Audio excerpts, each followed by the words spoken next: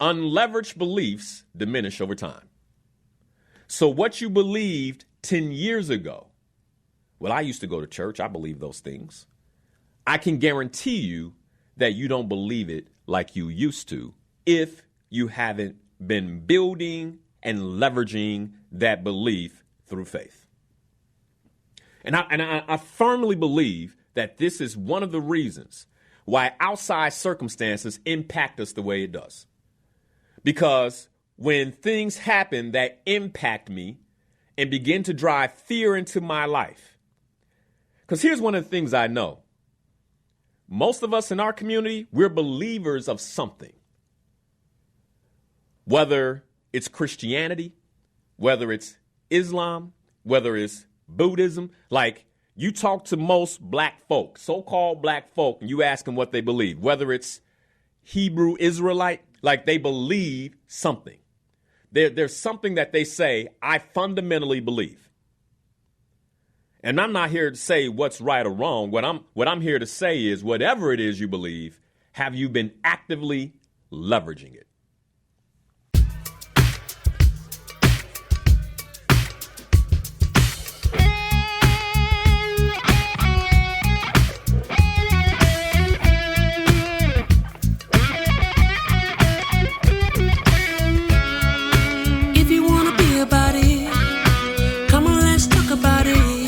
Change up the things you see. Open your mind to possibilities. Find your power, passion, and your purpose. You know it's time for you to walk in greatness. Let's murder mediocrity. Slay your goals, live out your dreams. Right now. Inspiration and perspective. Open your mind to a better life. It's time to live your dream. Your purpose now. Inspiration and perspective. Let's slay your goals.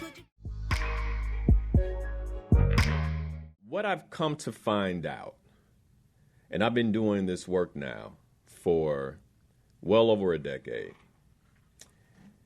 is that the one thing that is impacting our ability to create powerfully is our belief at a fundamental level, belief. And there are a lot of things that impact belief. Childhood experiences, trauma, I mean, you name it. And unfortunately, I see how these things are getting in the way of people being able to live out their purpose powerfully.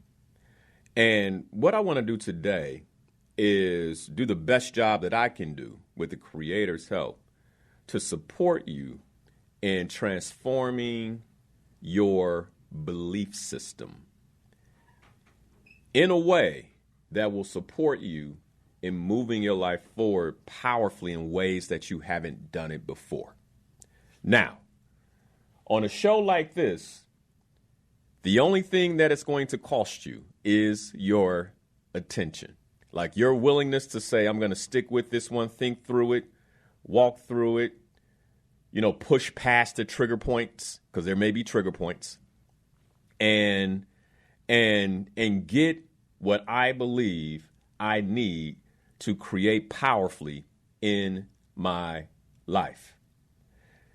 I think the first place I want to start is that all of us have, in many ways, the same creative power. Like the Creator put it inside of us through His Spirit. And I think fundamentally, in order for this show to work, you have to believe that. Like you have to believe that you are a child of God. You have to believe in God. And by the way, if you don't believe in God, stick with me, because I want to provide you some scientific and logical explanations for why I believe in God. Because as a young man, I went through this period in my life where I wasn't quite sure anymore. And I grew up in church. As a matter of fact, I can recall one of the times I visited the church I grew up in. They said, "Where you been? This is where you belong. You were born on the steps of the porch, well, the steps or the porch of the church." That's what they said to me, right? Meaning that from the time I was, an infant, I had been around certain types of beliefs that by the time I was 17, 18, 19 years old, I questioned them all. And there were reasons for that. I'm not going to go into the details of it, but there were reasons for that. And I want to share with you all how I've come to the level of belief and the level of faith that I have today that I believe for many of you all is evidenced in my life. Like if you've been following me since I've been on the air, I've been on the air now. As a matter of fact, is today an anniversary? Today's the 16th. Next week, this week is the anniversary of me being on the air. The first time I was on the air was in 2013, February, I believe it was 21st, 2013. So what would that make it, 12 years now? 12 years. So many of you have had the opportunity to be on this journey with me and see things, be created in my own life, but maybe even created in your life. And I want to leverage that to have this conversation today. If your belief is the foundation of your future, like what you believe is the foundation of your future. I don't care who you are. I don't care if you don't believe in God. Whatever you do believe, because of the principles of the Creator, like that becomes the foundation for your future. Like that is the foundation for your future. Your life will be built on those beliefs. And so if your belief is the foundation of your future, are you actively building on it? Or are you letting it crumble? Now, let me explain what I mean by letting it crumble. Because I think sometimes when it comes to certain aspects of life, we believe that we can just let it be. And if I let it be, it will still be there when I need it. And that's not true. And the reason it's not true, let's go to science, is because of the law of entropy. And the law of entropy in thermodynamics basically states that entropy measures the degree of disorder in a system. And so another way to put this is that entropy or disorder increases over time. And all you have to do is look at anything in your home that you haven't touched. Like, just don't touch it. You can leave a piece of paper on the counter, and over time, you will watch it slowly begin to decay. The edges will start to bend up. It'll start to turn colors, and over time, it will decay. And that same piece of paper that was great for writing when you first sat it there, a year or two later, it's not so good. Matter, you might try to touch it, it might crumble in your hands. It might just break up. Entropy. It's the same thing with your vehicle. It's the same thing in your life. Like, you just leave the car there, it could be brand new. Just leave it there for a few years. Don't start it and watch what happens. It will slowly break down. The tires will rot. You try to start it, it won't start. Well, this was a brand new car. Because the car was not put in use, because it was not being used in the way that it was built. It was built to be used, then it will quickly decay, faster than if you drove it. So, we know this to be true. This is science, the second law of thermodynamics. And if beliefs are not actively reinforced, then, because let's be clear, the laws the Creator put in place impact everything, whether you know about it or not. And so if beliefs are not actively reinforced and used, they decline over time into uncertainty and doubt. Well, I used to believe that, but I'm not so sure anymore. Look at a relationship.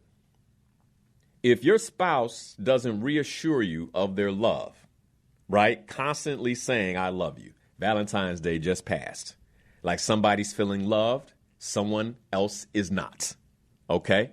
As a result of action that was taken or not taken. And so if your spouse hasn't heard I love you, hasn't seen an expression of love, you say, well, I mean, they know it. I shouldn't have to say it. The law of entropy states that that relationship will slowly begin to go into decline. And like any unmaintained system, naturally deteriorate into disorder. Period. I can't believe we're divorcing. Because you did not continue to build on your spouse's belief that you love them. This works in everything in life. I want to be very clear about this. So what I'm saying is that whatever you used to believe, whatever you think you believe, if you are not acting on it and building on it, then that belief is deteriorating. And what I believe happens is often because we haven't activated beliefs, built on beliefs, when times of uncertainty come, we can't leverage them. So then fast forward 2025. I had a client this week. We were talking about just some of the things that are happening in the world, in the United States of America, in government, in politics. And we were talking about just our thoughts on it. And she was saying to me, you know, you seem unbothered. It's because I am. She said, well, Linnell, you have to realize that for many people, this is like the pandemic. The same level of uncertainty, the same level of fear, the same level of like the threat to well-being. And I was listening to her and I said, man, I hadn't realized that, you know, because the pandemic caught all of us off guard, right? No one saw that coming. Then it was easy to see like, oh, wow, there is a level of support that people need right now. And that's, of course, after I was able to leverage my own belief that no matter what's happening in the world, the Creator has my back, right? And if I am walking in my purpose, then I have the promise of purpose and the peace of purpose that I should be allowing to enshroud me no matter what's happening in the world, including pandemic disease.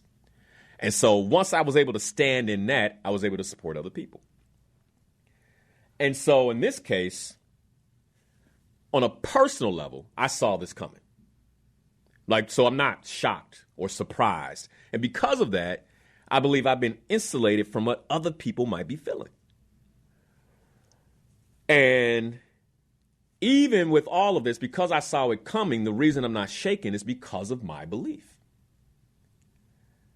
And I want today's show is to pour a new foundation for all of us. Anybody who's shaken by what they see, anybody who's concerned and fearful, anyone who's uncertain, today's show is to support you with regaining your certainty in the faith, first, now let me say this, in the belief that you hold that you should be actively leveraging when uncertainty takes place.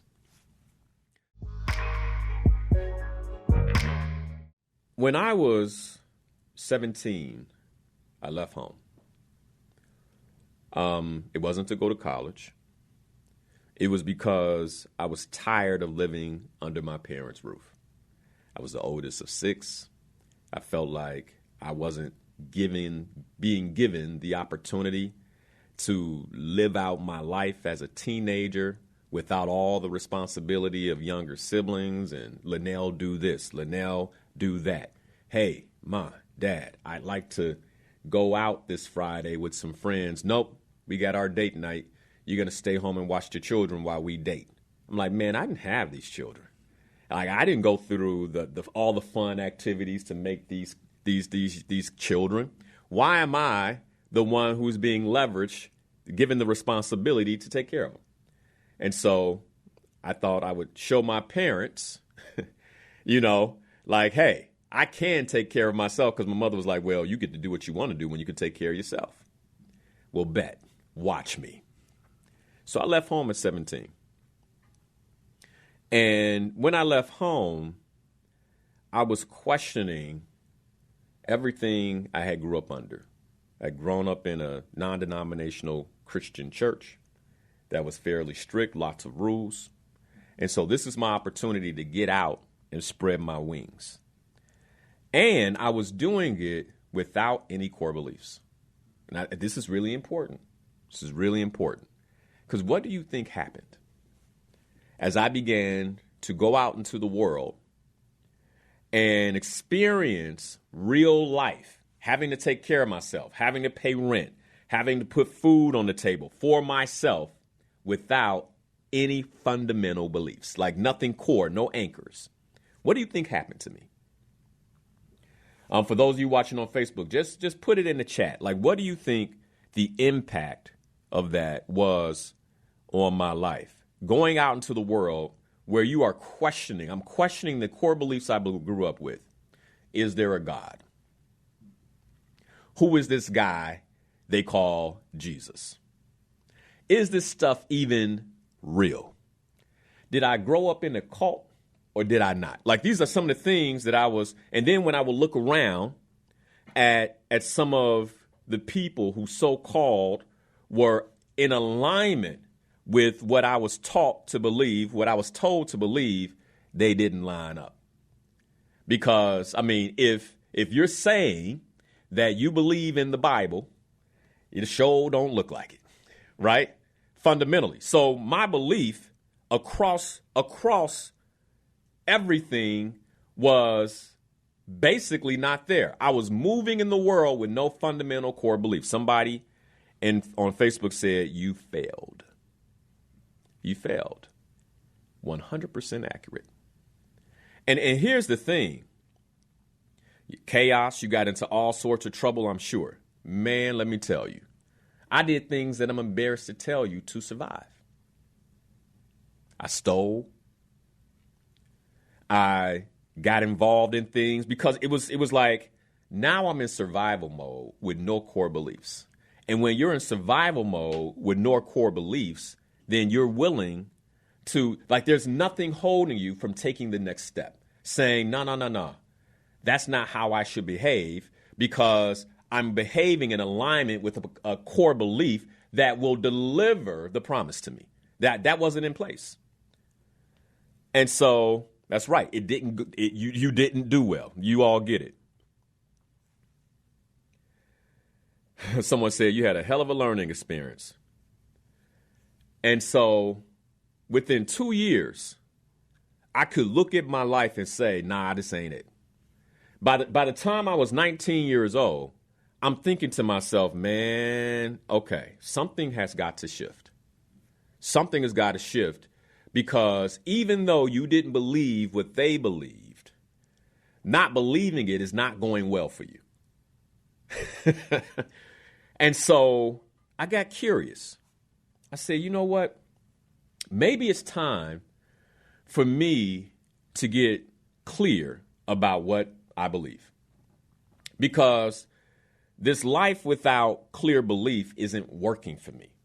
In fact, if it weren't for the prayers of my mother, I could have ended up in jail. Like, I'm going to be very clear about that. Because there were certain things I was doing just to, hey, can you move this? We'll pay you X, Y, and Z. Like, yeah, well, I got to take it. You get where I'm going? Got pulled over by a cop with it in my trunk. I'm praying. It wasn't my prayers. It was my mother's prayers. What's going on, young man? They let me slide. All right. They were looking kind of, both detectives come around both sides. They looking, should we check this guy's car? I think it might have been the basketball in the front seat that saved me. They looking, what you coming around? I was playing ball. Mm-hmm. It's on the west side of Chicago. Go ahead, man. So, and that was a point for me where I said, oh man, that was too close. I gotta figure my life out. And so I decided that I wasn't gonna believe what other people told me. It was time for me to figure it out for myself. And so I began to read the Bible. And I heard someone say at one point, like, one of the reasons the Bible is so misunderstood, because it's the only book that people pick up and open in the middle and start to read. And then they'll start to read, they'll open it up in the middle and start to read it, and then say, I don't get this book. Well, I don't know a book on the planet that if you open it up in the middle, whether it's a fiction or a nonfiction, that if you open it up in the middle and you start to read it, that you're going to get it. I don't know a book. Now, you correct me if there's a book like that, but I don't know a book on the planet that has any author that if you open it up in the middle and you start to read it, you're going to get the full context of the book. You're not. And so I decided I was going to start at Genesis. And so I started reading my Bible.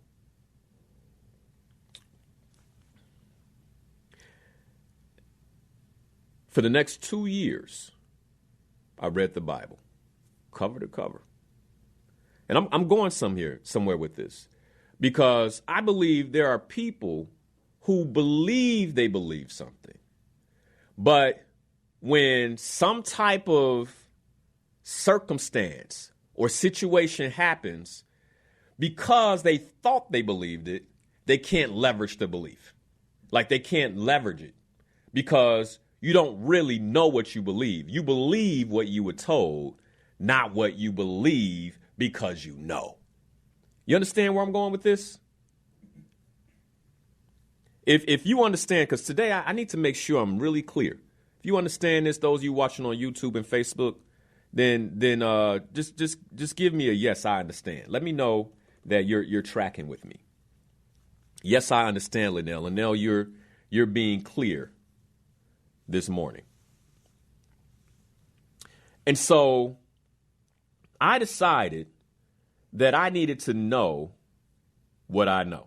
Like, I can't go off what I've been told. I can't go off what my parents told me. I can't go off what I've heard from individuals who were preaching from the pulpit.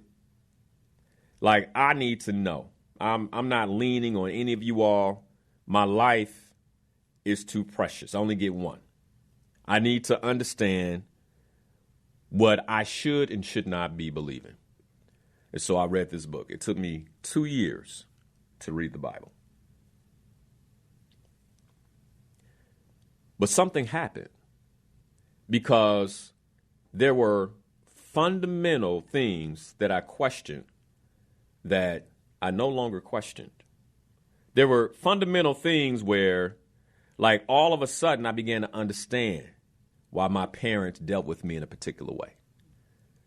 Like, I began to understand why certain people moved in the ways that they moved. Like, it became clear to me. And so I began to realize that I had to change. I got to change some things up.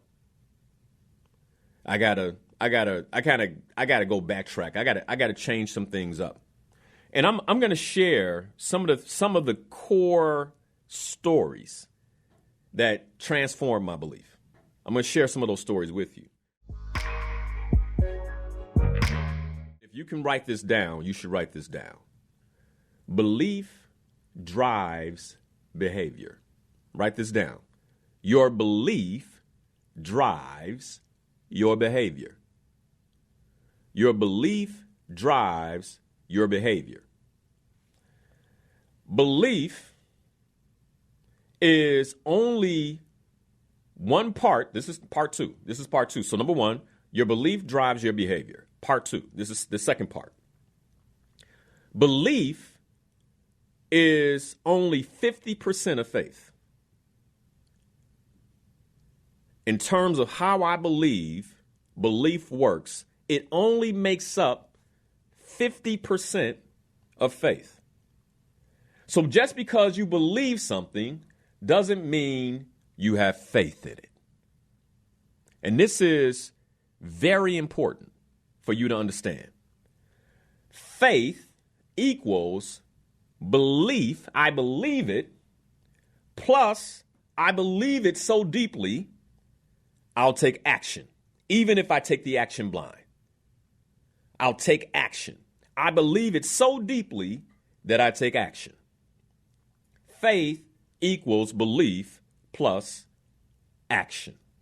There's a lot of folks who believe they have faith, and all they have is unanchored belief. Because if they had faith, they would be in action. They would be taking action. Number 3, unleveraged beliefs diminish over time.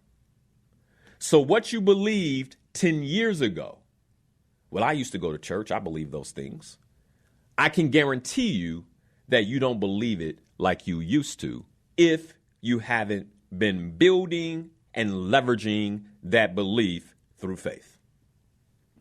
And I firmly believe that this is one of the reasons why outside circumstances impact us the way it does. Because when things happen that impact me and begin to drive fear into my life, because here's one of the things I know. Most of us in our community, we're believers of something.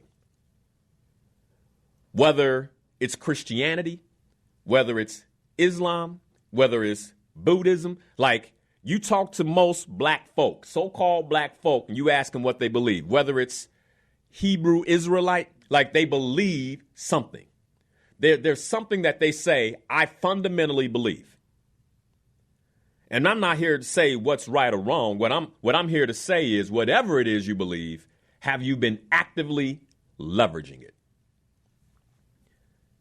By not just believing it, but taking action on it. That impresses me. Like, that's when I'm like, that's somebody to pay attention to. I want to, before we go into the next hour, share with you one of the reasons why I am so sure of the Creator's presence in my life. So 17 through 19, I'm not in college. I'm living. I got my own place. And then finally, I'm like, I get a phone call from a coach. Thank God. Hey, you're not playing ball. You should come play ball here. And so I go to Triton College in River Grove. I start going there. And I decide I'm going to go to school for engineering. And so I have to take these science courses, advanced science. One of the courses I took was physics. And in physics, I was introduced to a gentleman named Max Planck. Max Planck. And anybody who knows me knows that my entire life I'll go down a rabbit hole on certain things. So Max Planck was a physicist. And Max Planck, he is responsible for helping us better understand quantum physics. And as I learned about Max Planck, by the way, Max Planck, he was born in 1858, lived to 1947, was a German theoretical physicist, renowned as the father of quantum theory. In 1900, he introduced the concept of energy quanta, fundamentally transforming our understanding of atomic and subatomic processes. And his groundbreaking work earned him the Nobel Prize in Physics in 1918. Okay. Now, as I learned about Max Planck, because he was an interesting character to me, so I started learning about him. And as I learned about him, and mind you, I'm 19 years old, 20 years old, and I'm questioning everything. I'm in that questioning phase of my life. I'm reading the Bible, I'm questioning everything. And I remember reading the creation story like, sounds good. You get where I'm going? Like, sounds good. I remember reading about Noah going, where's the proof? Right? And I started looking. And I started finding it. You look what you find. When you're looking for it, you find it. I started finding it. But anyway, come across this gentleman, Max Planck. And Planck believed that a conscious and intelligent mind underpins all matter. And my college professor kind of alluded to it. He said, I don't know what you guys believe, but Max Planck, because of, his beliefs in quantum theory and how he looked at atoms, when he saw the atoms and how everything spun, and he was like, there has to be a God. He kind of just dropped it out there. He's probably a Christian or someone who believed in God. He just dropped it out there on us, right? Thank God, because I grabbed it. Who is this dude? I look him up. I read about him. And here's a quote from Max Planck. He says, as a man who has devoted his whole life to the most clear-headed science, to the study of matter, I can tell you as a result of my research about atoms this much. There is no matter as such. All matter originates and exists only by virtue of a force. We must assume behind this force the existence of a conscious and intelligent mind. That mind is the matrix of all matter. So he's like, look, this didn't happen from some chaos.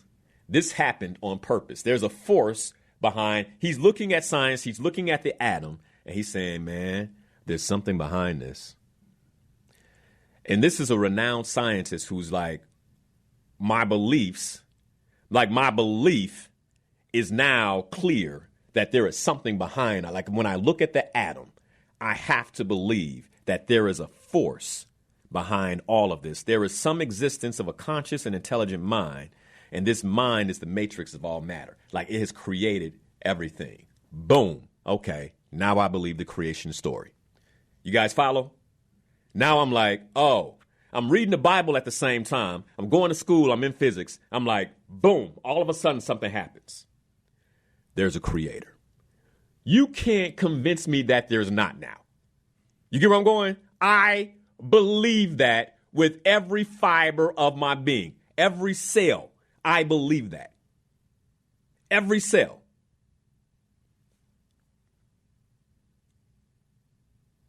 So now I'm still reading the Bible. And I want you to be clear, because at this point in my life, like I'm lost. And I'm just trying to piece it together. And at a minimum, I say to myself, well, I don't know about this Jesus guy, but at least I know there was a God. There's a God. And so I'm going to pray to him. I need him to support me in figuring out this thing called life. Because right now, it's all jacked up. There are some of us that say we believe in God, but we're not sure why. And so whenever something comes our way that shakes us, we're not taking action because the belief is not leveraged in something that is concrete. Folks will say, let go and let God, while they still got a hold of it.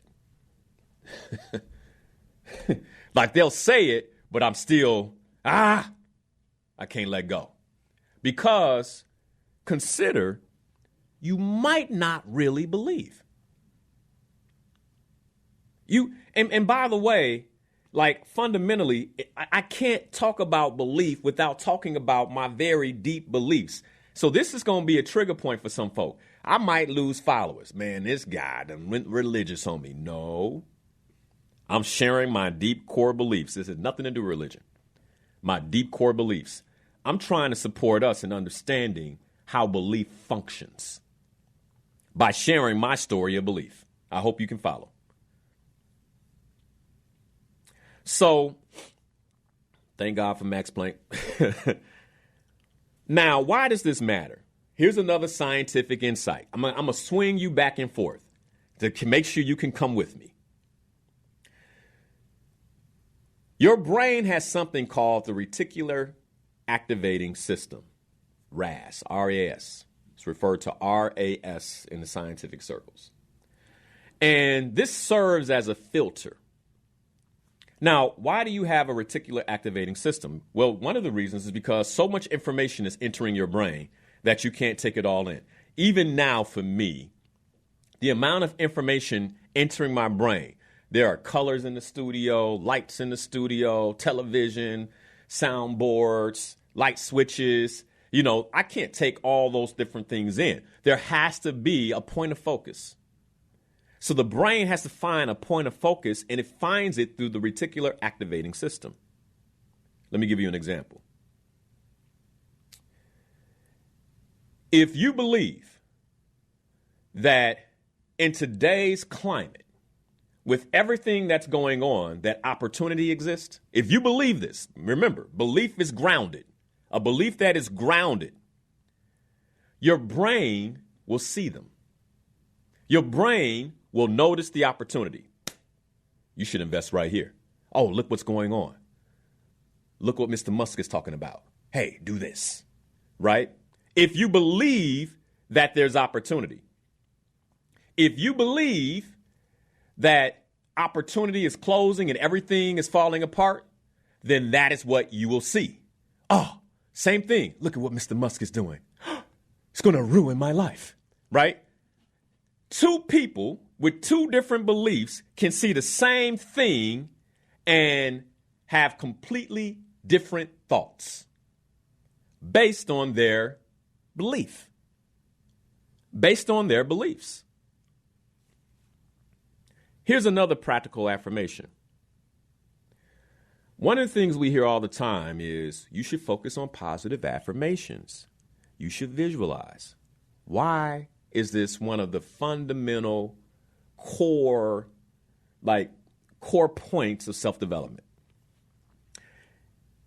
It's a core point of self-development because anyone who is truly understands self-development understands how the reticular activating system works. And they understand that if you train your reticular activating system to highlight opportunities through positive affirmation and visualization that resonate with your goals, you will begin to see opportunity. They understand this. And so because they understand this, this is how they instruct you, including me. So the reticular activating system knows our beliefs. We don't have to inform it. It's a part of us. It's a part of your brain. And whatever it is you believe or don't believe, it is bringing focus to those areas of your life. And this is why belief is so important and sometimes can be either one, detrimental, or two, the leverage you need to transform your life.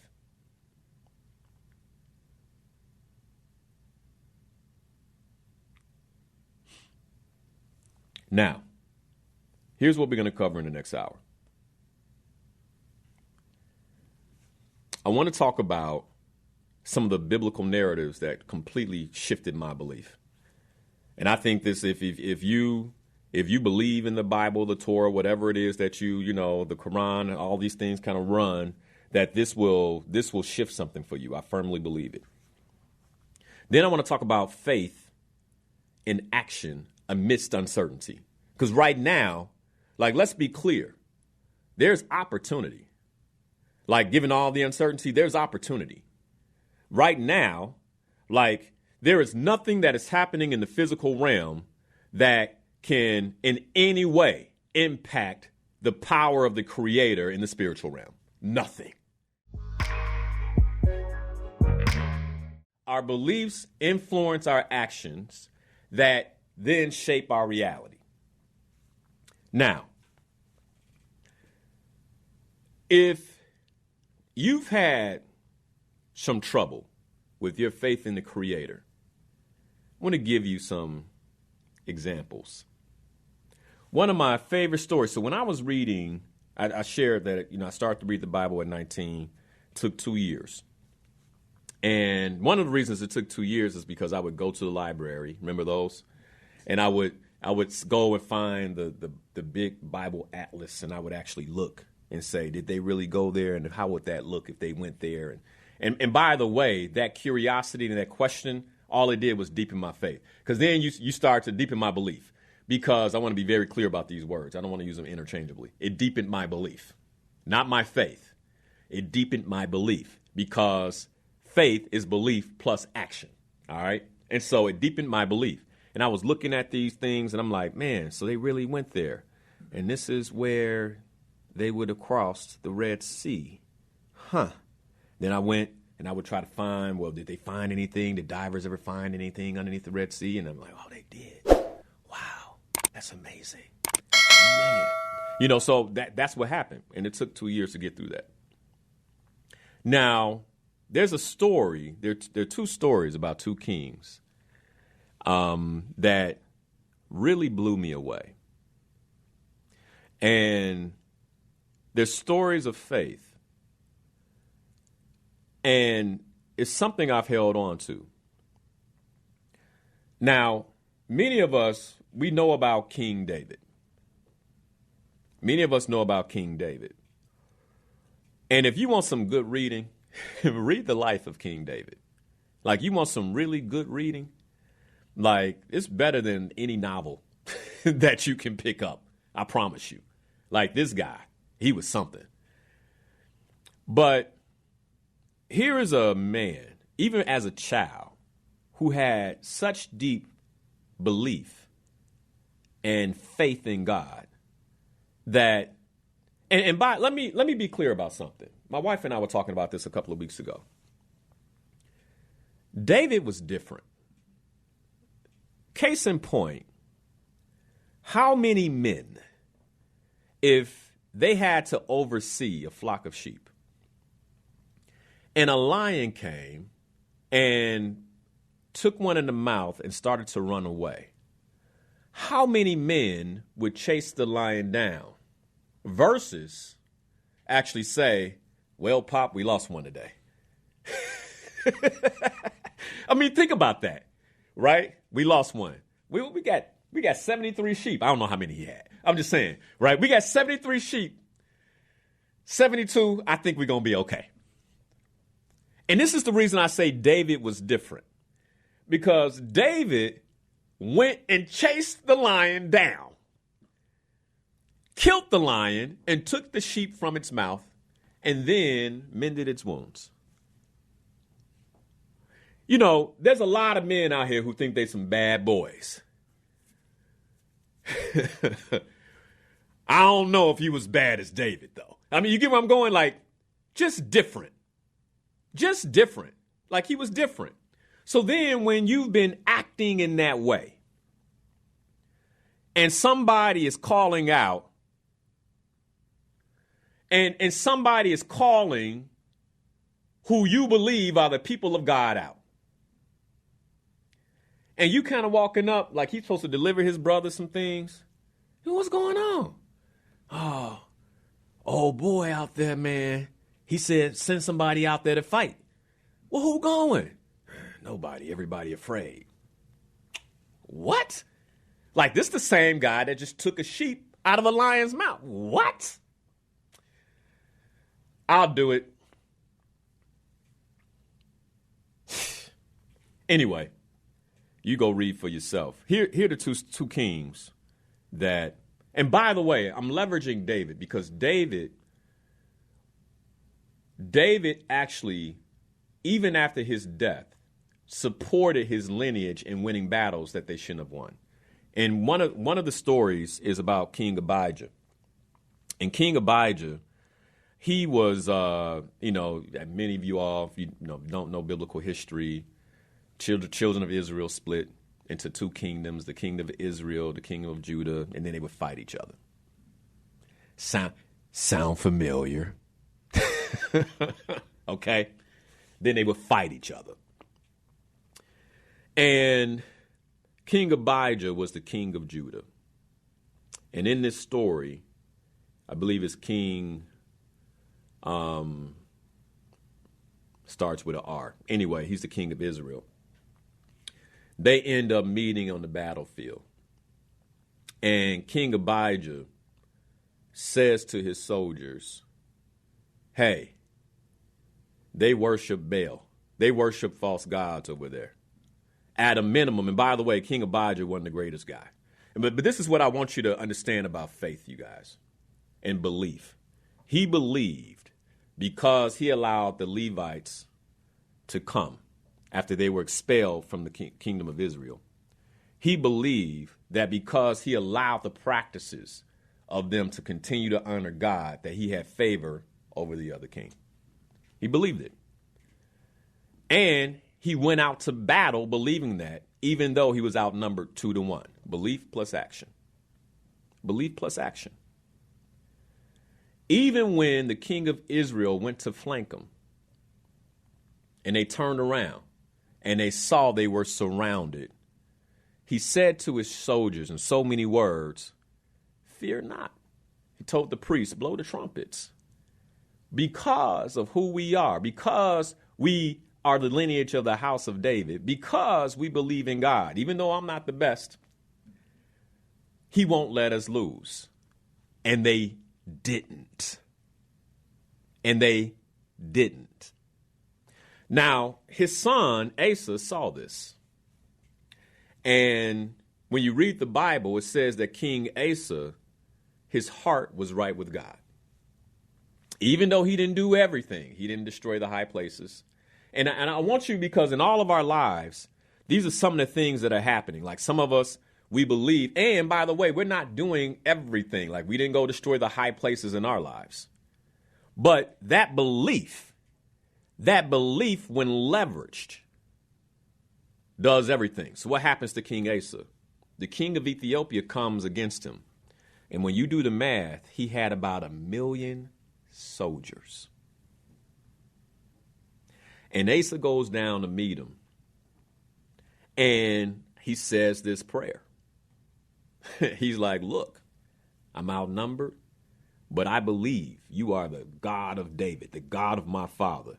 And I believe that you will not let us fall today. Judah will not fall to the Ethiopians." And the Bible says God smote them. I don't know what that means, but all I know is they want to run after that. In both cases, what I love about these stories, in both cases, victory was unlikely. And it was a belief that was leveraged by action. They showed up. They put on the armor. They got the spear. They got the sword. They didn't say, man, we should just surrender. They showed up based on their belief, action. And because they believed and they took action, their faith was honored. And sometimes it's as simple as that.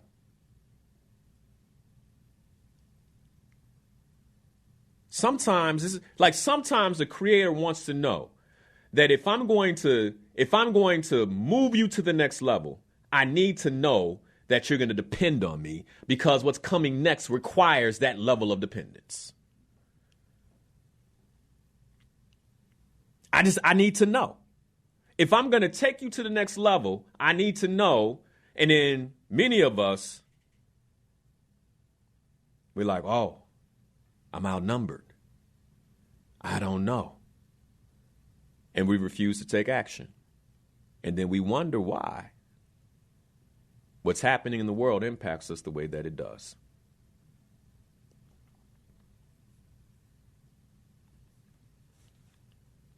What do you deeply believe?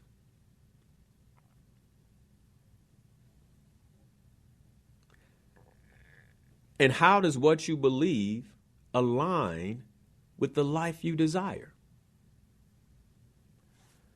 Let me tell you about King Asa.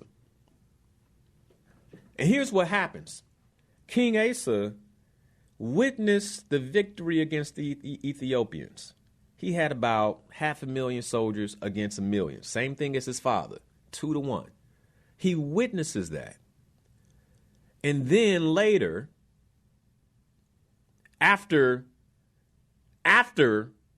being delivered, after being taken care of as an entrepreneur, he went and got a job. What am I saying? What am I saying? He then later, in his reign as king to protect the land of Judah, he formed an alliance with Syria. It's like you did all that to do this. And when you look at the life of King Asa, as it's described in the book of Kings, it says, basically, he lived upright in the eyes of God. And his one mistake was his treaty with Syria. It's like, you didn't have to do that. But I believe it was a lack of belief. Oh, we need backup. We need some help. I'm going to keep going. If you fast forward, where is this? King Hezekiah, Isaiah 36. King Hezekiah, the king of Assyria sends his son to him. I'm doing this off memory. I think it's Isaiah 36. The king of, man, this is why you should read. Okay? This is why you should read. The king of Assyria sends his son to King Hezekiah. Now, King Hezekiah ain't been doing nothing right. He ain't been doing nothing right. And the king of Assyria knows this, so he sends a message and he says, hey, give us your city and then give us 2,000 men on horses. Basically, join us. We taking you over. We'll do it without spilling blood. And then you got to give us 2,000 horses. King Hezekiah hears this. And mind you, he ain't did nothing right. And he goes, where is Isaiah? Hey, and this is why I'm sharing this, because the Creator has so much grace, so much mercy. Like sometimes we're like, well, I can't do that, Linnell. I ain't been living right.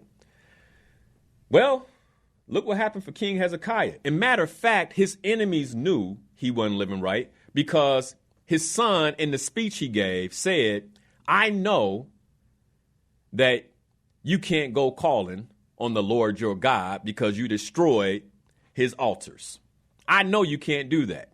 And if you call on the king of Egypt, calling on the king of Egypt according to the Lord your God, according to your beliefs, is like leaning on a broken reed. It will go right through your hand.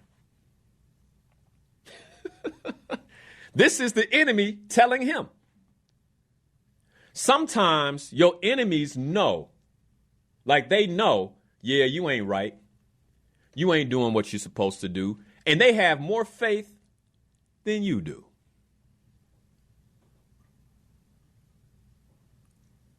And so he went on to say, your God will not deliver you. Well, lucky for Hezekiah, God didn't like that. He was like, you can't roll up on my people, even if they ain't acting right. You can't roll up on them like that. I hope y'all taking something away from this. The king of Assyria end up losing his life for that. Anyway, what do you deeply believe? What do you By the way, he didn't end up losing his life. Isaiah prophesied it. Like, let's be clear. Like, he was like, as a result, here's what's going to happen, blah, blah, blah, so on and so forth. And then it happened. You can't read this stuff and be like, oh, I think I believe. Like, I'm like, man, you got to remember, this is a 19, 20, 21-year-old young man reading this stuff. Like, man, okay, I got to change some things. Your belief system is either going to be the greatest weapon that you ever wield or the biggest limitation that you have in your life. And what I'm afraid is most of us are living beneath our potential because we haven't leveraged our belief. You're God's child, act like it. Act like it. Stop being concerned with all the things that are happening. Man, and this is why I shared the story of King Asa and King Abijah, because I can imagine that people were talking, and as they're putting on their armor, they were like, did you forget? Did you forget who we are? Did you forget who my granddaddy is, King David? Did you forget his God? Did you forget? But I think some of us have forgotten. I think some of us, we've forgotten. So then how do we begin to train our mind to manifest the promise? Because here's the thing, the promise can exist outside of you if you don't align. And I know this because I can look at my own life. I believe the Creator has a way of putting things in front of you that you know you can't surmount, so you have to give him the glory. Like, you know what? I would not be who I am today if it were not for him. There are things, he's moved the heart of kings for me. He's changed the rules for me. He's opened doors for me. So you wonder why I can sit here today. I don't do it every Sunday, but I can sit here today and talk like this because I got the track record to he's proven it for me. All I'm saying is give him a shot to prove it for you.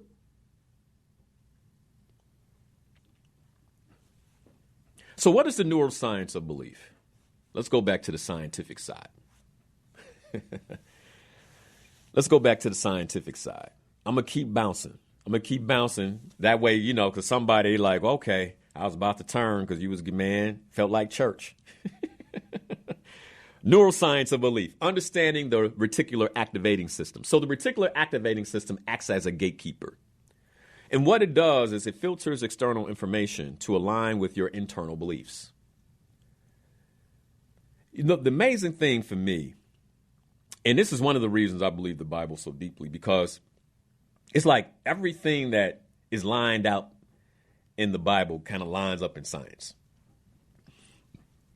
And so then you can explain it scientifically. So here's another practical application of the reticular activating system.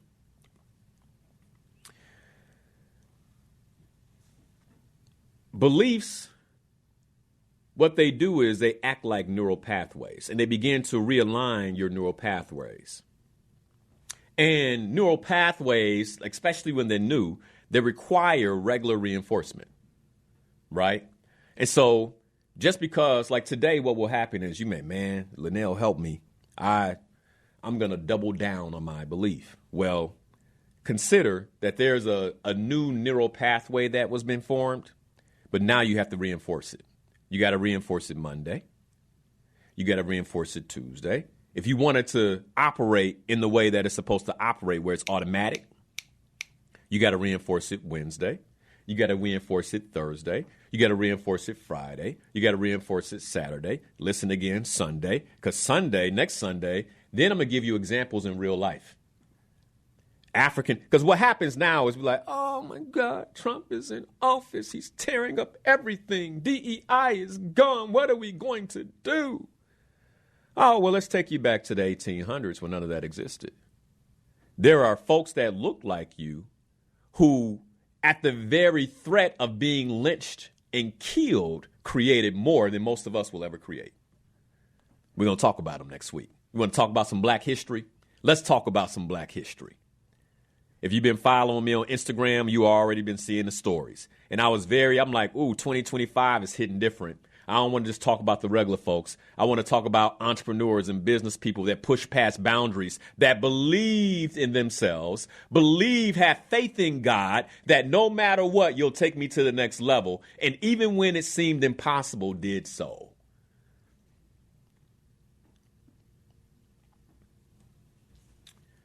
So belief acts like neural pathways, so we got to reinforce them. So what are you going to do Monday to reinforce this? What are you going to do Tuesday to reinforce this? Otherwise, this is an emotional experience. And the law of entropy, the way that it works, just as physical systems move toward disorder without maintenance, beliefs that are not reinforced naturally decline into doubt and inaction. In 2 weeks, you'll be back where you were if you don't act on this.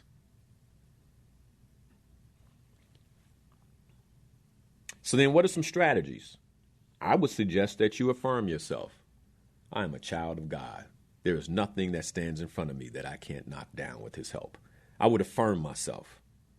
I would visualize. I would create mental images of what it is I desire in alignment with God's purpose for my life to enhance belief and motivation.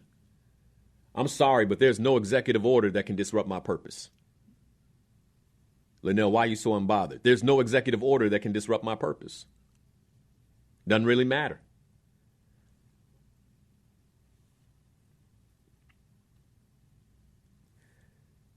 The next piece is consistent action. You have to engage in behaviors that align with and reinforce the beliefs that you hold. I believe this. I believe this. I believe this. I believe this. In Think and Grow Rich, there's a story early in the book. Napoleon Hill talks about his son. His son was born with no ears. And he held the belief that his son would live a normal life. And he believed it. And not only that, but he took action on it. He treated him just like the other children. His wife said, "What are you doing?" The boy be fine. Turns out he became one of his most successful children. But because he believed the boy, even without ears, even with his inability to hear, he began to say, "But you will hear." He found ways to support him in hearing. Taught him to go out and do things, go sell newspapers. Like, I'm not going to coddle you. You got to be out in this world. He believed that he would be fine. And exactly what he believed came to pass. Without reinforcement, even strong beliefs can fade. Without reinforcement. And what I'm saying about this is because many of us, we believe we've had strong beliefs, but I'm questioning that belief if you get shook by external circumstance. And I'm not saying that it won't happen. I'm not saying that sometimes you don't have to get down on your knees and pray and say, "Okay, now."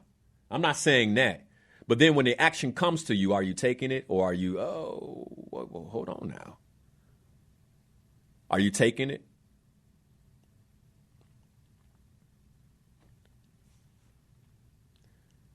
Here's another scientific insight. Studies indicate that beliefs not actively maintained can diminish, thereby affecting behavior, perception, and decision-making.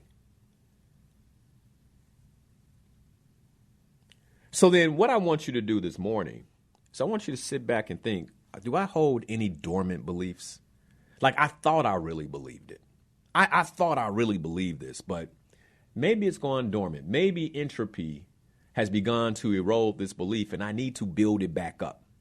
Maybe I need to go read some of these things Linnell talked about. Like I need to go and read again. Sometimes it's that simple. So what dormant beliefs do you have? And what steps do you need to take to rejuvenate and act on these beliefs? Like begin to bring action to these beliefs, to reignite these beliefs.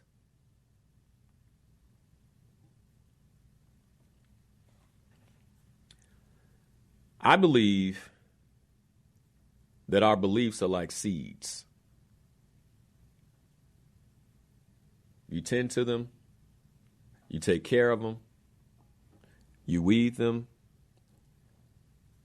then all of a sudden the flowers of faith will blossom into your life. And the life that you're living becomes a life you've always aspired to. It's something, man. I was reading about Solomon, and this guy, Solomon, was so different that when Queen of Sheba, I'm sorry. Bathsheba was the wife of David. When the Queen of Sheba came up, not only was she impressed with him, and by the way, she came up, she's like, "I heard about your wisdom, this wisdom that your God has given you. I heard about this. I had to come see for myself." And not only was she impressed with him,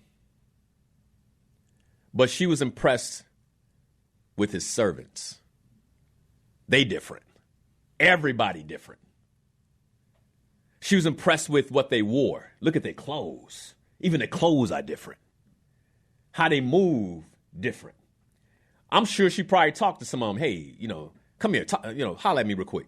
What's going on? And they would speak and she go, they different. That's different. She look at her servants and, why you don't talk like that? Why you don't dress like that? But I think the difference that she saw was that everybody shared the same faith. Everybody carried the same belief. Something powerful in that.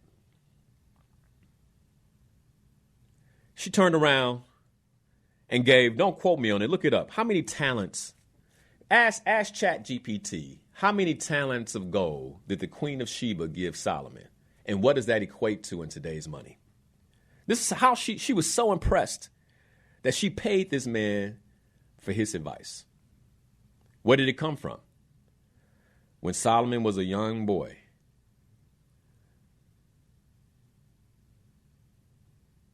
the question that he got was, what do you want? I want favor and wisdom. I want your favor. I want your wisdom.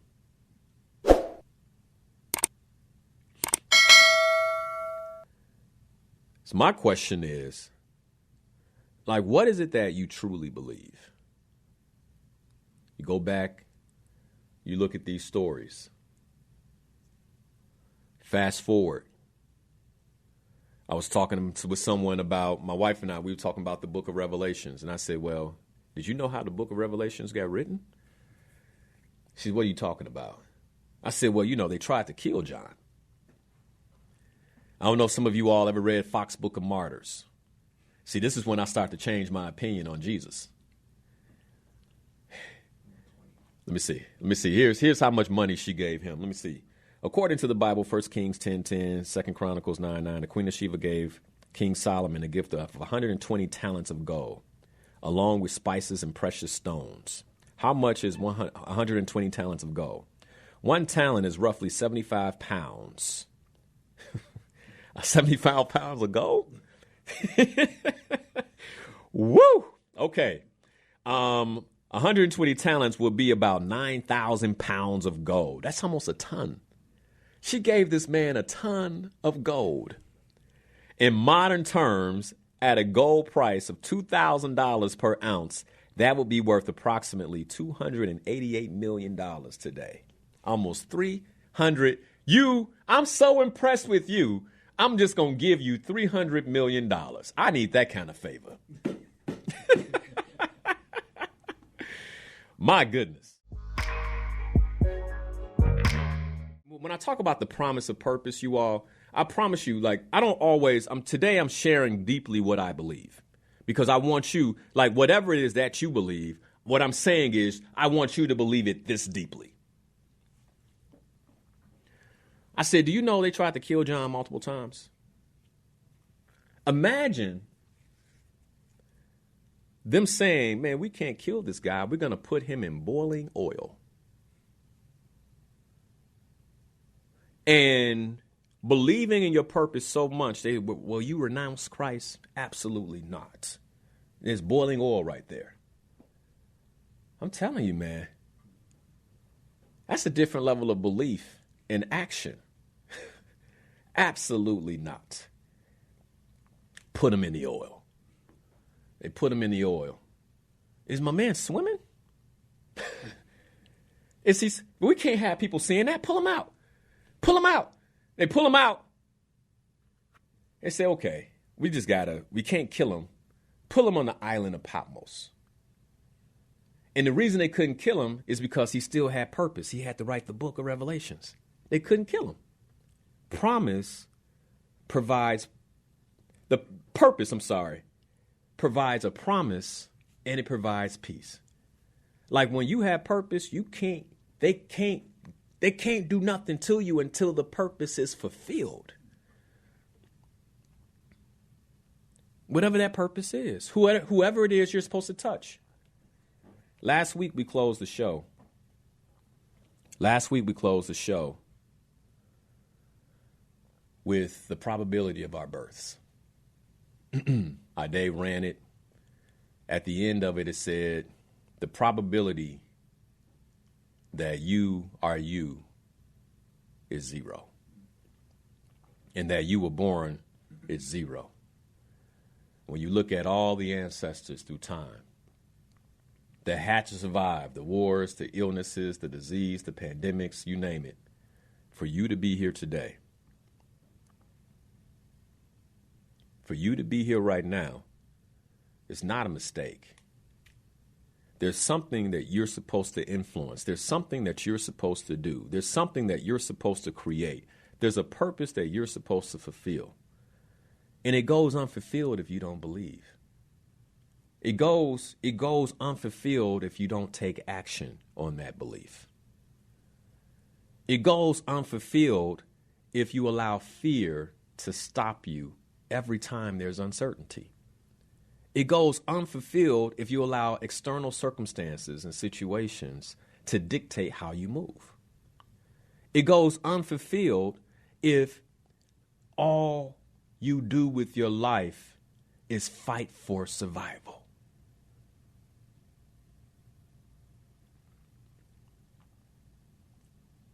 So my question to you this morning is, what do you believe?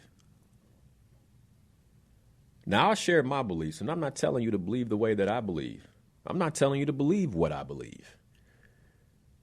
But what I'm saying is, whatever you believe, do you believe it so deeply that you're willing to take action? And if not, now it's time. Now it's time for you to begin leveraging those beliefs. I don't know what's coming. I don't know what's coming in 2025. I don't know what's coming in 2026.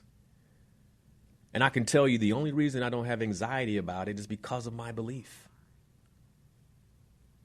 That's the only reason. I don't know what kind of world my children are going to live in. But the reason I don't have anxiety about it is because I am, every chance I get, pounding down the stakes of belief in them. Linnell, are you saying you're indoctrinating your children? Absolutely. And you guess what? I hope one day they question it. And I hope one day they look for themselves. And I hope one day they say, oh, this is what Daddy was talking about. The same way I questioned my parents.